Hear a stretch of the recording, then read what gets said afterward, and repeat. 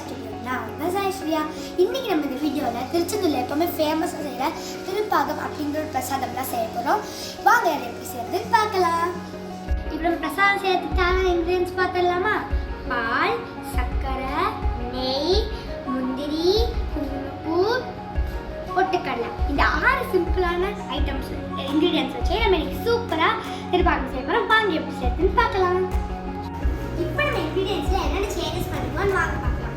இந்த ஒரு டம்ளர் அளவு பொட்டுக்கடலை வந்து ஒரு கப் அளவாக நம்ம வந்து அரைச்சி பவுடர் பண்ணி வச்சாச்சு. இதே டம்ளர் அளவில் அரை டம்ளர் அளவில் முந்திரி போட்டு அதையும் அரை கப்பாக வந்துட்டு அரைச்சி முந்திரி பவுடர் போட்டு வச்சாச்சு. அது மட்டும் இல்லாமல் இது வந்து 1.5 டம்ளர் பால் வந்து எடுத்துக்கணும் இந்த டம்ளரில். அதுக்கப்புறமா இந்த குட்டி கப்பில் வந்து கொஞ்சமாக குங்குமப்பூ போட்டு பால் ஊற்றி கொண்டு வச்சுருக்கோம். இது மட்டும் இல்லாமல் இந்த டம்ளரில் அரை டம்ளர் அளவு நெய் போடணும். அது மட்டும் இல்லாமல் இந்த டம்ளர் அளவுலேயே 1.5 டம்ளர் சர்க்கரை ஆட் பண்ணணும். இன்க்ரீடியன்ஸ் எல்லாம் வச்சு எப்படி நம்ம இந்த ரெசிபி செய்ய போகிறோம்னு வாங்க பார்க்கலாம். இப்போ நம்ம இந்த கடாயை அடுப்பில் வச்சு பற்ற வச்சுக்கலாம். சொல்லு. அதுக்கு முன்னாடி நீங்கள் எப்போவுமே அடுப்புக்கிட்ட தனியாக போகக்கூடாது.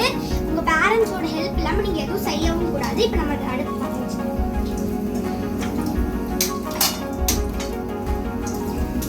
இப்போ நம்ம அரைச்சி வச்சிருக்க அந்த பொட்டுக்கடலை பவுடர் இதில் போட்டு லைட்டாக பச்சை வாசனை போகிற வரைக்கும் லைட்டாக ரோஸ்ட் பண்ணணும்.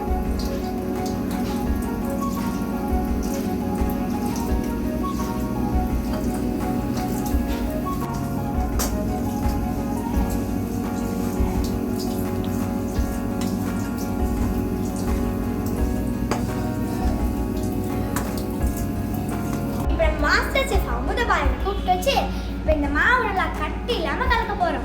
தம்பி என்ன பண்ண போகிறோம்? என்ன கலக்க போகிறோம்? என்ன மாவு அது? ஓகே. சாய் கொஞ்சம் கொஞ்சமாக பால் ஊற்றுங்க. கலக்குங்க. அமுதபாலன் கலக்கிட்டே இருங்க. கண்டினியூஸாக கலக்குங்க. கட்டி இல்லாமல் கலக்கணும்.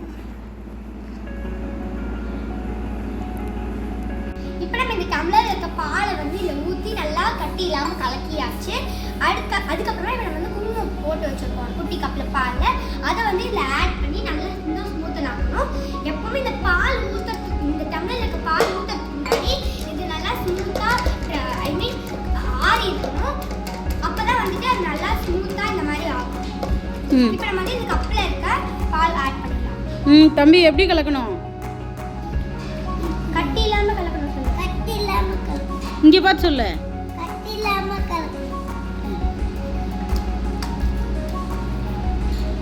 இந்த மாதிரி ஒரு திக்கான கன்சிஸ்டன்சிக்கு இது வந்து வந்துடும்.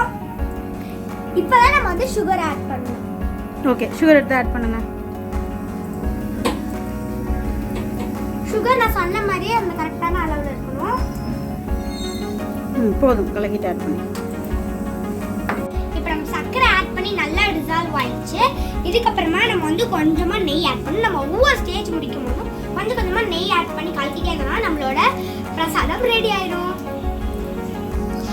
ஒரு திக்கான ஃபார்முக்கு இது வந்து வந்துருச்சு. இதில் நம்ம சர்க்கரையை ஆட் பண்ணியாச்சு, நெய்யும் ஆட் பண்ணியாச்சு. அடுத்து முந்திரி பவுடர் ஆட் பண்ணி கொஞ்சம் நெய் போட்டு மிக்ஸ் பண்ணிடலாம். ஃபுல்லாக ஆட் பண்ணு. நல்லா ஃபுல்லாக கட்டி இல்லாமல் கலக்கு.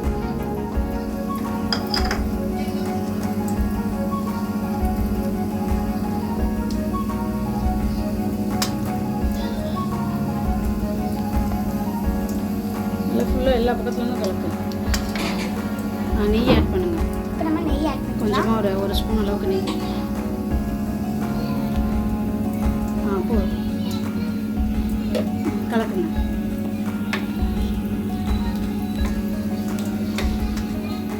இப்போ நம்ம ட்ரெடிஷனலான வேலை திருப்பாக்கம் செஞ்சு முடிச்சாச்சு. இப்போ நம்ம நெக்ஸ்ட் காடுக்கு சர்வ் பண்ணிட்டு நம்மளும் என்ஜாய் பண்ணி சாப்பிட வேண்டியதுதான். இந்த வீடியோ உங்களுக்கு பிடிச்சிருந்தா லைக் பண்ணுங்க, ஷேர் பண்ணுங்க, கமெண்ட் பண்ணுங்க, சப்ஸ்கிரைப் பண்ண மறந்துடாதீங்க. Bye bye. see you in the next video. இப்போ சாமிக்கு நம்ம பிரசாதம் வச்சுட்டு சாமி கும்பிட்டு. ஓகே.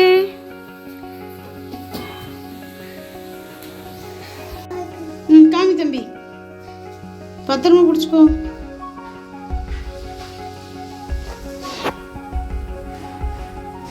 ஓகே, போதும். 3 டைம்ஸு அக்காட்ட கொடுத்துருங்க. கீழே வச்சுருங்க, அக்கா எடுத்துப்பாங்க.